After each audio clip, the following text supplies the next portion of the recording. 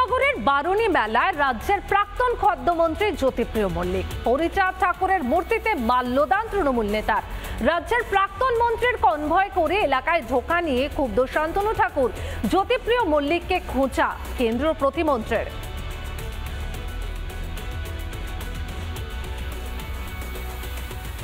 বন্দ্যোপাধ্যায় আছে দিদির পাশে, পুত্র মহাসংঘের পাশে রয়েছে। বড় মাকে আমার খুব স্মরণ হচ্ছে, কপিল কৃষ্ণ ঠাকুরকে আমার খুব স্মরণের মনে হচ্ছে। তারা থাকলে আরো বেশি খুশি হতাম, আরো বেশি আনন্দিত হতাম। সব ধর্মের মানুষ এখানে রয়েছে, আর বাংলায় ধর্ম নিয়ে বিভাজন করা যাবে না।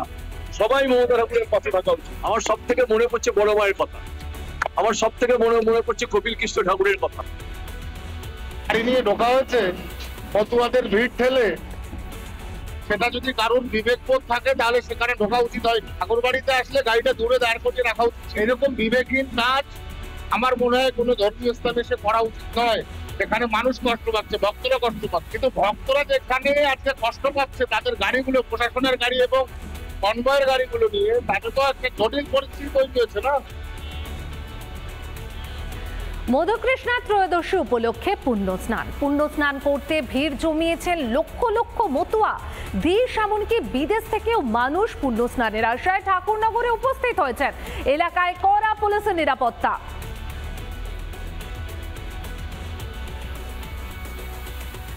আমরা এই মুহূর্তে রয়েছে ঠাকুরনগর ঠাকুরবাড়ির কামনা সাগর পাড়ে। আমি প্রথমে দেখাবো সেই ছবিটা, যেই কামনা সাগর, অর্থাৎ এই কামনা সাগরেই মতুয়া সম্প্রদায়ের মানুষ, মতুয়া ভক্ত যারা রয়েছেন, তারা প্রত্যেকেই পুণ্য স্নান লাভের আশায় মূলত আজকের যে দিনটা, অর্থাৎ এই যে পুণ্যযোগ, এই পুণ্যযোগ ইতিমধ্যে শুরু হয়ে গিয়েছে। আর এই পুণ্যযোগ শুরু হয়ে যাওয়ার পর আমি দেখাবো এই মুহূর্তে এই সাগর পাড়ে মূলত যেই দর্শনার্থী যারা রয়েছেন, যারা এই পুণ্য স্নান লাভের আশায়, এই সমস্ত মতুয়া সম্প্রদায়ের মানুষ তারা এসেছেন, তারা প্রত্যেকে ভিড় জমিয়েছেন। অর্থাৎ এই জায়গাটা তারা প্রত্যেকে এখানে স্নানের জন্য তারা এসেছেন দূর দূরান্ত থেকে। মূলত যে এই রাজ্য তা নয়, দেশের বিভিন্ন প্রান্ত থেকে মতুয়া ভক্তরা তারা প্রত্যেকে আছেন পুণ্য স্নানের, পুণ্যযোগের লাভের আশায়।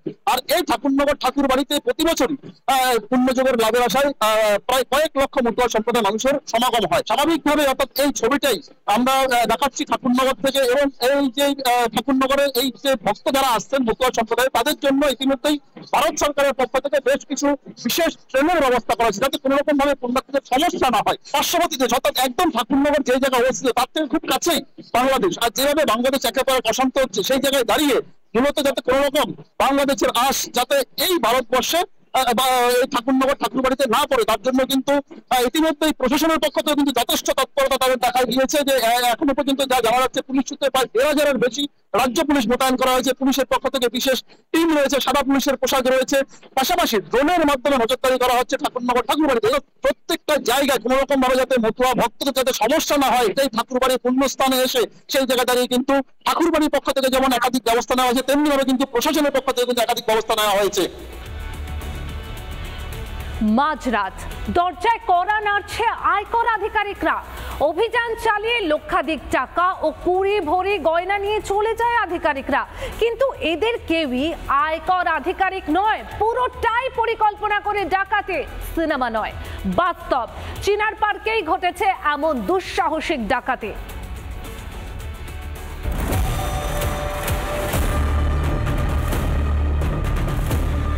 এ যেন বলিউডের কোন সিনেমা। ভুয়ো আয়কর আধিকারিক সেজে নিখুঁতভাবে প্রমোটারের বাড়িতে হানা, আর লক্ষ লক্ষ টাকা নিয়ে চম্পট। ঠিক সিনেমার মতো হলেও সিনেমা নয়। চিনার পার্কের কাছে 216 লোকনাথ পার্ক, ঠিক এই যে বাড়ি, এই বাড়িতে 18 তারিখ রাতে এখানে ভুয়ো আইটি রেড হয়েছিল। এলাকার প্রখ্যাত প্রমোটারের বাড়িতে হানা, মোট 3 লক্ষ টাকা এবং 20 ভরি সোনার গয়না লুট করে দুষ্কৃতীরা। এই এলাকার নামজাদা একজন প্রমোটার এসকে সিং, তার মেয়ে বিনিতা সিং, তার সন্দেহ হয় যে এই রেডটা ভুয়ো রেড। এরপরে তিনি বাগুইহাটি থানায় অভিযোগ দায়ের করেছিলেন। বাগুইহাটি থানার পুলিশ তদন্তে নামতেই বেরিয়ে আসে সর্ষের মধ্যে ভূত। বিনিতার যে সৎমা এবং তার গাড়ি চালক সহ মোট 7 জনকে গ্রেপ্তার করেছে বাগুইহাটি থানার পুলিশ। ধৃতদের মধ্যে শুধু প্রমোটারের পরিবারের সদস্যরাই নয়, রয়েছে একাধিক সরকারি কর্মচারীও। তারা এসেছিল দুটো ভেহিকলসের, একটা পিকআপ ভ্যান আর একটা বাইকে। তো পিকআপ ভ্যানের নাম্বারটা ট্রেস করে আমরা যে ড্রাইভারকে অ্যারেস্ট করলাম on the basis of technical evidence. আমরা এই সিআইএসএফ এর ইন্সপেক্টরকে অ্যারেস্ট করলাম। এই সিআইএসএফ ইন্সপেক্টরের সঙ্গে আর 4 জন সিআইএসএফ পার্সোনাল ছিল। আরও কারা জড়িত? Amit Kumar Singh, CISF inspector Farakka barrage; Lakshmi Kumari, CISF constable RG Kar; Ramu Saroj, head constable; Bimal Thapa, constable; Janardan Shah, constable.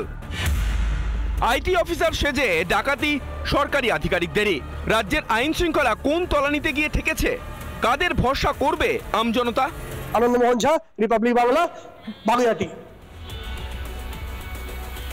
কৃষ্ণনগরে প্রায় 100 রান করেই ফেলেছিল ভুতুরে ভোটারের তালিকায় 98 জন ভোটার বহিরাগত দাবি কংগ্রেসের। হিন্দু বলে তালিকা থেকে বাদের চেষ্টা কংগ্রেসের, অভিযোগ বিজেপির। জেলা শাসকের কাছে অভিযোগ দায়ের কংগ্রেসের। দুয়ারে কড়া নাড়ছে 26-এর বিধানসভা নির্বাচন।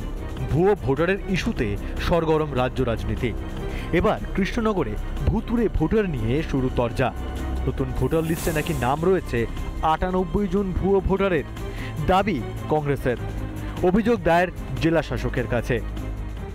98 জনকে আমরা চিহ্নিত করতে পেরেছি প্রাথমিকভাবে, এবং তাদের এই চিহ্নিতকরণের পরে লিখিত আকারে গত 13ই মার্চ ইলেকশন কমিশন অফ ইন্ডিয়াকে এবং ডিস্ট্রিক্ট ম্যাজিস্ট্রেট মহোদয়কে আমরা লিখিত আকারে অভিযোগ দায়ের করি। 98 জন ভোটারের বেশিরভাগ ক্ষেত্রেই নাকি একটি ফোন নাম্বার ব্যবহার করে নাম নথিভুক্ত করা হয়েছে। যার নাম্বার ব্যবহার হয়েছে সে তৃণমূলেরই পঞ্চায়েত সচিব। অভিযোগ কংগ্রেসের। সেই 98 জনের অধিকাংশ জনের ক্ষেত্রেই একটি ফোন নম্বর ব্যবহৃত করা হয়েছে। সেই ফোন নম্বরটি নওপাড়া 1 নং গ্রাম পঞ্চায়েতের তৃণমূল আশ্রিত পরিচালিত প্রধান পঞ্চায়েতের সচিব তার ব্যক্তিগত ফোন নম্বর ব্যবহার করে এই অবৈধ ভোটারের নাম নথিভুক্ত করিয়েছেন। ভুয়ো ভোটার লিস্টে নাকি নাম খোদ বিডিওর মেয়ের। চাঞ্চল্যকর অভিযোগেও মুখে কুরুপ বিডিওর। এই 85 এসির আমাদের যে অংশ আছে কৃষ্ণনগর 2 ব্লকের সমগ্রটা এই ইয়ারো সাহেবই দেখছে। সুতরাং ইয়ারো সাহেব এই ব্যাপারটা পরিষ্কার করে বলতে পারবে। ভুতুরে ভোটার নিয়ে বিতর্কের আবহেও নিজেদের বড়াই করতে ছাড়ছে না তৃণমূল। সারা বাংলা ব্যাপী আমাদের এই ভুয়ো ভোটার খুঁজে বেড়াচ্ছি আমরা। যেখানে যেখানে যেভাবে পাওয়া যাচ্ছে তাদেরকে বাদ দেওয়ার জন্য রাজ্য সরকার প্রতি নির্দেশ আছে এবং তার তদন্ত সাপেক্ষে সেগুলো বাদ যাবে। ভোট ব্যাংকের রাজনীতির স্বার্থে বেছে বেছে হিন্দুদের নাম বাদ দেওয়ার অভিযোগ বিজেপির। মমতা ব্যানার্জি বুঝতে পেরেছেন যে পশ্চিমবঙ্গের 2026 সালে তাদের আর ক্ষমতায় ফেরা সম্ভব নয়, তাই তারা বেছে বেছে হিন্দু সনাতনী মতুয়াদের ভোট কাটার জন্য তারই দলের কিছু সংখ্যালঘু নেতাদেরকে কাজে লাগিয়েছে। 98 জন ভুয়ো ভোটারই হিন্দু হওয়া কি নিছকই কাকতলীয়, নাকি নেপথ্যে ইন্ডি জোটের গভীর ষড়যন্ত্র? হিন্দু শূন্য ভোট করানোর ছক কষে কি বাংলা থেকে সনাতনীদের অস্তিত্ব মুছে ফেলতে চাইছে ইন্ডি জোট? নদিয়া থেকে পলাশকান্তি মণ্ডল, রিপাবলিক বাংলা।